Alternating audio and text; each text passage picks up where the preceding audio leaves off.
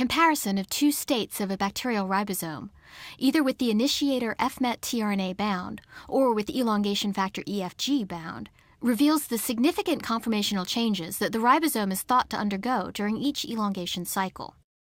The ratchet-like rearrangements at the interface between the two ribosomal subunits may help move the mRNA and tRNAs through the ribosome during protein synthesis. The models shown here are a computer reconstruction made from many thousands of images of single ribosomes in vitreous ice that were observed with an electron microscope.